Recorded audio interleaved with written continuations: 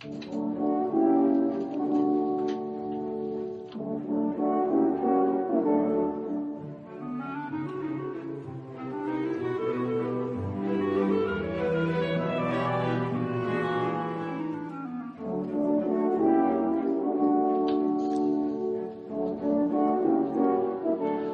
Imperial Russian Ballet Company is back in Australia after a sellout tour in 2015. They're back with Tchaikovsky's The Nutcracker, perhaps one of the most recognisable and enduring musical scores ever written. One of the dancers with the Imperial Russian Ballet is online now. Mayela Marcos, nice to have you with us. How are you? I'm so good, so happy to be here in Australia, touring with amazing people around here. Like all the people, really, it's so nice, like in the theaters. It's so cool to be here. Well, welcome to our country. It's nice to have you here. A very, very famous ballet, and you've got quite a story to tell too, because you come from Mexico, but you hadn't always had your heart set on ballet, had you? How did it all start for you? Well, I started dancing in Mexico when I was 8. I did a career there in Mexico. Then when I finished, I told my daddy, I wanna go to study in Russia in Bolshoi Academy. And he told me, no, it's so far away from home. You should study business, because I got a scholarship in Mexico to do that.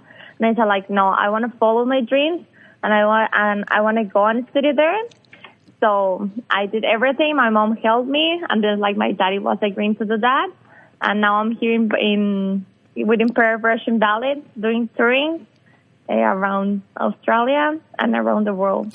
Mayela, it wasn't always like that, though. I was reading about you, and I heard that your mother wanted you to get some physical activity. So you took up and you had a look at skating, gymnastics, swimming, and then ballet, wasn't it? Yeah. Was like that, because at first I'm starting to do you say gymnastics, swimming, skating, all these things, but doesn't work with me. And my sister, she picked up, to dance ballet, and my mom told me, okay, if your sister do that, you will do it, and say, okay, and I'm starting to do ballet when I was 4, but, in one academy, and then, I'm starting the career when I was 8. When were you convinced, then, at the age of 8, that ballet was going to become a career for you? Was that when you got that first applause and you said, oh, I've made it? I'm sorry, I can't hear so good. Can you repeat? Yes, I can. When did you realise that ballet was going to be a career for you? Well, when I was after performance, when all the people start to clapping us, this feeling is the best feeling you can have, because all your work, it's good, when all the people all the devastation for the public. So I really like that. So I say, Mom, I want to choose that a career.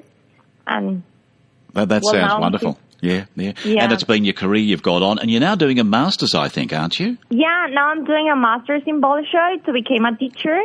Good. For dance, for teaching the kids the ballet and this passion, transmit to them, and then one day also can be about a professional dancer. Well, I suppose as a dancer, time is limited as to how long you can be on stage and dancing. So if you got that degree, you can go and teach, can't you, and follow up a second career? Yeah. Well, that's why I'm doing, can I say, the second career? Because I want to, my daddy, when I was there, he wanted to study, business or something like that. And I said, no, after, when I finish, all the people know, you just can dance, maybe if you take care so good your body, since you are 40 or 35, 40. So I want to keep, doing one thing with the ballet. So that's when I want to become a teacher. For all the things I teach in Bolshoi, in all the work, in all my performance, teach also them, the kids. Mayela, I dare say your parents are very, very proud of you. Yeah, well, I hope. Oh, I bet they are. They would have invested a lot of money in you over the time, and to see you up there on stage, have they been over to Russia, or have you had them in the audience at any stage? My parents? Yes.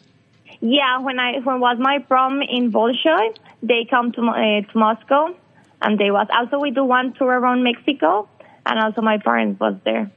Tell me about the Russian technique. Is it so different to what you were used to in Mexico? Well, it's a bit different. I think so. The Russian technique is more properly, more in Mexico, they first teach you the technique. I don't know how to say how can I explain you? Do the things. But in Russia, first you should feel the movement. Yes. It's dancing. Well, how can I tell you?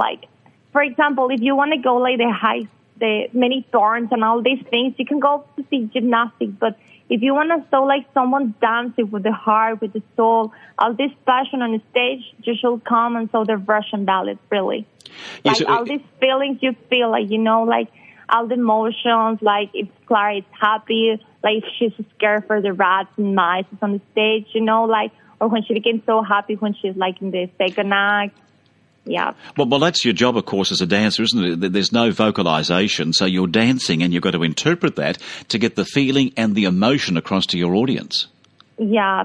I think so, like, this is our job. Like, you feel like all the emotions, like all the audience can feel that. That's the ballet, that's dance.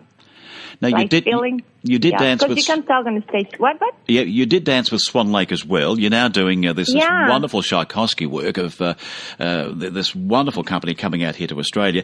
Tell me about the practicing and the learning of these routines you've got to do. I'm sorry, I can't hear the last part. Tell me about the routine and the practice to get that routine right and learn the ballet. Well, for example, this year we're dancing Nutcrackers with amazing, lovely children. They are stunning. So first we got theater around like 3 with the ballet class. Then we have rehearsals with children. And then we prepare us like with our makeup, like we prepare our costumes and everything. And then we go stage. So how do you prepare yourself, though? You must go and learn the movements and the footwork that's required of this. Yeah, well, before that we was like learning the ballet in Moscow.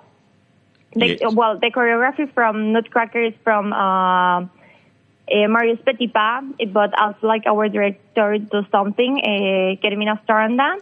So we was learning everything that in Moscow. We have rehearsal in there, and then we come here.